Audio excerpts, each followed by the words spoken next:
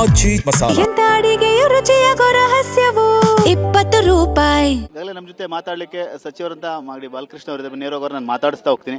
Sir, ಈಗ ಪ್ರತಿಭಟನೆ ಮಾಡ್ತಾ ಇದ್ದಾರೆ ಕಾಂಗ್ರೆಸ್ನ ಶಾಸಕರು, ಅವರನ್ನ ಮನವೊಲಿಕೆ ಮಾಡ್ಲಿಕ್ಕೆ ಬಂದಿದ್ದೀರಾ. ಯಾವ ವಿಚಾರಕ್ಕೆ ಪ್ರತಿಭಟನೆ ಅಂತೆ?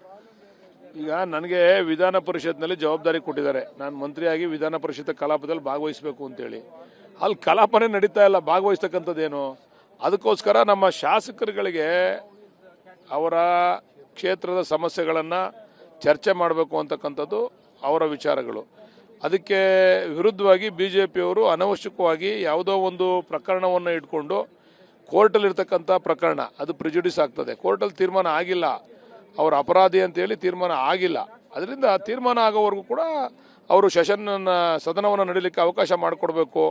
ನಮಗೆ ನಮ್ಮ ಸಮಸ್ಯೆಗಳನ್ನ ಹಲವಾರು ಜ್ವಲಂತ ಸಮಸ್ಯೆಗಳಿದ್ದಾವೆ ಕ್ಷೇತ್ರದಲ್ಲಿ, ಅದನ್ನು ಕೇಳಬೇಕು ಅಂದಾಗ BJPಯವರು ಅನವಶ್ಯಕವಾಗಿ ಈ ಥರ ಗೊಂದಲ ಮಾಡ್ತಾವ್ರೆ ಅಂತೇಳಿ ಅವರ ನೋವನ್ನು ಹೇಳ್ಕೊಳ್ಳಿಕ್ಕೋಸ್ಕರ ಅವರು ಧರಣಿ ಮಾಡ್ತಾ ಇದ್ದಾರೆ. ಕಳಂಕಿತ ಸಚಿವರಿಂದ ಹೇಗೆ ಸದನದಲ್ಲಿ ಉತ್ತರ ಪಡೆಯೋದು? ಅವ್ರನ್ನ ತಕ್ಷಣ ವಜಾ ಮಾಡಿ ಬೇರೆಯವ್ರಿಗೆ ಅವಕಾಶ ಮಾಡಿಕೊಡಿ ಅಂತ ಹೇಳ್ತಾ ಇದ್ದಾರೆ BJP. ಅಲ್ಲ ರೀ, ಇವರೇನು ಜಡ್ಜ? ಇವರು ಕಳಂಕಿತ ಸಚಿವರು ತೀರ್ಮಾನ ಮಾಡಲಿಕ್ಕೆ? ತೀರ್ಮಾನ ಮಾಡೋದು ಜಡ್ಜು. ಕೋರ್ಟಲ್ಲಿ ಇದೆ ಅದು ಕೇಸು. ಕೋರ್ಟಲ್ಲಿ ತೀರ್ಮಾನ ಆದರೆ ಆಮೇಲೆ ಕ್ರಮ ಆಗ್ತದೆ. ಕೋರ್ಟಲ್ಲಿ ತೀರ್ಮಾನನೇ ಆಗಲಿಲ್ಲ ಇನ್ನು. ಇವರು ಕಳಂಕಿತ ಸಚಿವರು ಎಷ್ಟು ಜನ ಇಲ್ಲ ಅವ್ರ ಕೇಂದ್ರದಲ್ಲಿ ಕಳಂಕಿತ ಸಚಿವರು? BJP ಸರ್ಕಾರದಲ್ಲಿ ಎಷ್ಟು ಜನ ಇಲ್ಲ ಕಳಂಕಿತ ಸಚಿವರುಗಳು? ಹಂಗಾರೆ ಎಲ್ಲರ ಕಡೆ ರಾಜೀನಾಮೆ ತೊಗೊಂಡ್ಬಿಟ್ಟವ್ರು ಅವರು. ಅದರಿಂದ ಅದನ್ನು ಸೂಕ್ತವಾದಂಥದ್ದಲ್ಲ ಅದು. ಅವರು ಕೂಡ ಅವ್ರ ಕ್ಷೇತ್ರದಲ್ಲಿ ಕೂಡ ಸಮಸ್ಯೆಗಳಿದ್ದಾವೆ, ಅವನ್ನು ಕೂಡ ಕೇಳಬೇಕು. ಯಾವುದೋ ಒಂದು ವಿಚಾರಕ್ಕೆ ಕಟ್ಟಿಬಿದ್ದು ಹೋರಾಟ ಮಾಡ್ತಕ್ಕಂಥದ್ದು ಸೂಕ್ತ ಅಲ್ಲ. ಇದು ಕಳೆದ 5 ದಿನಗಳಿಂದ ಯಾವುದೇ ರೀತಿಯಾಗಿ ರಾಜ್ಯದ ಸಮಸ್ಯೆಗಳ ಬಗ್ಗೆ ಚರ್ಚೆ ಆಗಿಲ್ಲ. ಇದು ಕೊನೆ ಯಾರಾಗತ್ತೆ ಸರ್? ಹಾಗಾದ್ರೆ BJPಯವರೇ ನೇರ ಹೊಣೆ. ಈಗ ನಾವು ಸದನ ನಡೀತಕ್ಕಂಥದ್ದು ವರ್ಷದಲ್ಲಿ 4 ಬಾರಿ ಸದನ ನಡೀತದೆ. 15 ದಿವಸಗಳ ಕಾಲ ಸದನ ನಡೀತದೆ. ಸದನದಲ್ಲಿ ಚರ್ಚೆ ಆಗಬೇಕು. ಇವ್ರು ಹೊರಗಡೆ ಹೋರಾಟ ಬೇಕಾದ್ರೆ ಮಾಡ್ಕೊಳ್ಳಿ, ಸದನದಲ್ಲಿ ಚರ್ಚೆ ಆಗ್ತದೆ, ಚರ್ಚೆ ತೀರ್ಮಾನ ಮಾಡ್ತೀವಿ. ಈಗ ಸಿದ್ದರಾಮಯ್ಯ ಕಾಲದಲ್ಲಿ ರಾಜೀನಾಮೆ ಪಡೆದಂಥವ್ರನ್ನ ಮತ್ತೆ DK ಶಿವಕುಮಾರ್ ಅವ್ರ ಕಾಲದಲ್ಲಿ ಹಣ ಕೊಟ್ಟು ಸೇರಿಸಿಕೊಳ್ಳಲಾಗಿದೆ ಅಂತೇಳಿ ಅಶೋಕ್ ಅವರು ಗಂಭೀರವಾದ ಆರೋಪ ಮಾಡಿದ್ದಾರೆ.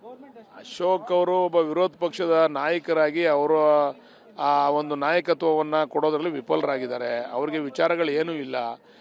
ಈಗ ಹಣ ಕೊಟ್ಟಾಗಿದ್ದಾರೆ ಅನ್ನೋದಕ್ಕೆ ಒಬ್ಬ ವಿರೋಧ ಪಕ್ಷದ ನಾಯಕ ಏನಾದರೂ ಕೂಡ ಒಂದು ಅಪಾದನೆ ಮಾಡಿದ್ರೆ ಅದಕ್ಕೆ ಸಾಕ್ಷಿ ಇರಬೇಕು. ಹಣ ಕೊಟ್ಟಾಗವ್ರೆ ಅಂತಕ್ಕಂಥದ್ದಕ್ಕೆ ಏನು ಸಾಕ್ಷಿ ಇದೆ ಅವ್ರ ಹತ್ರ? ದಯಮಾಡಿ ಥರ ಚಿಲ್ಲರೆ ಥರ ಅಶೋಕ್ ಅವ್ರು ಮಾತಾಡೋದನ್ನು ಬಿಡಬೇಕು ಅಂತಕ್ಕಂಥ ಮನವಿಯನ್ನು ನಾನು ಮಾಡ್ತೀನಿ.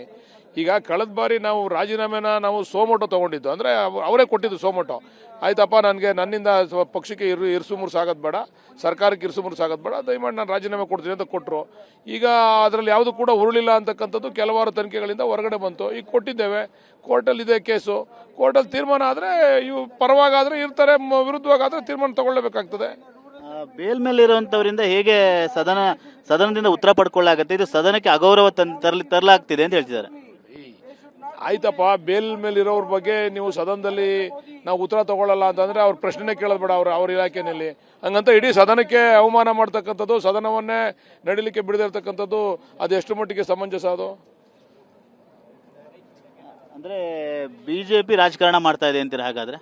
BJPನೇ ರಾಜಕಾರಣ ಮಾಡ್ತಾರೆ. ಇನ್ನೇನು ಸದನ ನಡೆಯೋದಕ್ಕೆ ಬಿಡೋದಕ್ಕೆ ಅವ್ರಿಗೆ ಆ ದೇವ್ರು ಒಳ್ಳೆ ಬುದ್ಧಿ ಕೊಡಲಿ ಅಂತ ಕೇಳ್ಕೊಂತೀನಿ. ನೋಡಿದ್ರೆ ವಿಧಾನ ಪರಿಷತ್ನಲ್ಲಿ ಅವ್ರು ಡ್ಯಾನ್ಸ್ ಮಾಡಿದ್ದು, ಅವ್ರು ಹಾಡು ಹೇಳಿದ್ದು ಎಲ್ಲ, ಇವ್ರಿಗೇನು ಸೀರಿಯಸ್ನೆಸ್ ಐತಾ? ಸದನದಲ್ಲಿ ಯಾವ ರೀತಿ ನಡ್ಕೋಬೇಕು ಅಂತಕ್ಕಂಥ ಕನಿಷ್ಠ ಪರಿಜ್ಞಾನ ಕೂಡ ಅವ್ರಿಗಿಲ್ಲ. ಈಗ ನಿಮ್ಮ ಶಾಸಕರನ್ನ ಮನವೊಲಿಸ್ತೀರಾ, ಮಾತಾಡಿಸ್ತೀರಾ? ಇಲ್ಲಿ ಧರಣಿ ಕೂತ್ಕೊಂಡಿದ್ದಾರೆ.